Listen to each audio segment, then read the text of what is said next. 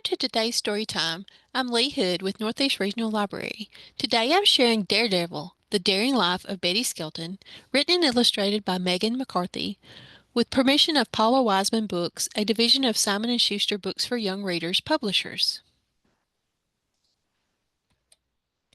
While most girls played with their dolls, Betty Skelton played with her metal plane. It was the early 1930s and airplanes were still very new and exciting. Naval airplanes buzzed over the top of Betty's house, flipping and turning. Betty sat on her back steps and imagined that she was in the pilot's seat. Betty and her family lived in Pensacola, Florida, which was near the sea. Luckily for Betty, it was also near a giant Navy base. On Sundays, Betty's mom and dad drove her to view the Navy airplanes up close. That's when the family met Ensign Kenneth. That's when the family met Ensign Kenneth Wright. He introduced them to the joy of flight. Betty yearned to know more. She wanted to touch the sky. When she was 8, she mailed a letter to all the major airplane manufacturers. She later said that it read, "My father wants to buy an airplane. Please send me all the information." The pamphlets poured in. Betty studied them hard. At the age of 12, her father boosted her up, plopped her into a plane, and waved goodbye. Betty was flying by herself. "It wasn't quite legal then, so I couldn't tell anybody," Betty later recalled, "but it was amazing."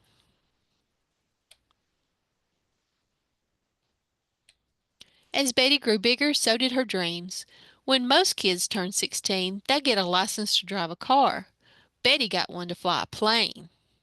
She even made the newspaper. Betty didn't just want to fly for fun, she wanted to make it her career. Although Betty wanted to be a commercial pilot, she couldn't. Only men could be commercial pilots in the late 1940s. "I wanted very much to fly in the Navy," Betty remembered, "but all they would do is laugh when I asked." What was Betty to do? Betty soon learned how to become a stunt pilot. She preferred to call what she did aerobatic flying because there was an art to it. She soon became famous for the inverted ribbon cut. Betty would swoop toward the ground while upside down and cut a ribbon with her propeller. Amazing. Betty never flew alone. Her dog, Little Tinker, was always by her side. Betty also flew barefoot. She liked for her feet to feel free. At the age of 22, Betty fell in love with a very special plane, the smallest in existence. At first, the owner didn't want to sell it to her because, as Betty put it, she was a woman. But Betty's charm won him over. "It's just the ship for a half-pint like me," Betty said. "I don't weigh 100 pounds even when I'm soaking wet," she added. "I didn't just sit in that little airplane. I wore it. If I sneezed, it sneezed with me." She named the plane Little Stinker. In 1951, Betty set out to break an altitude record. It took some convincing to borrow the right plane for the job because, again, she was a woman. But the plane's owner relented and Betty set off. Betty and the plane reached a record height of 29,050 feet, which is higher than the top of Mount Everest. The temperature outside was 53 below zero. "My feet darn near froze to death," Betty said. Betty retired from flying in the early 1950s. "It was getting to be old stuff," Betty said, but she didn't relax for long. Betty got into her first race car in 1954 and off she drove into a new career. During Betty's racing days, she borrowed her friend's Cyclops jet-powered car and raced on Utah's Bonneville Salt Flats. The land was a crust of white salt that blew into Betty's face as she raced. "That didn't stop Betty. The car got airborne with me toward the end of the run," Betty remembered fondly. "She broke the women's record with a speed of 315.74 miles per hour." Betty had broken records in the air and on the ground. She then moved on to the water and became the first female boat jumper. The surprise is that she couldn't swim. Betty was always up for a good challenge. She conquered the sky, the land, and the water. What would be next? Then she got a call. Because Betty had broken so many records and was good at so many things, she was invited to be the first woman to train with male astronauts and they were going to space. The group was called Mercury 7. Previously, only animals had gone into outer space. No man or woman had yet done so.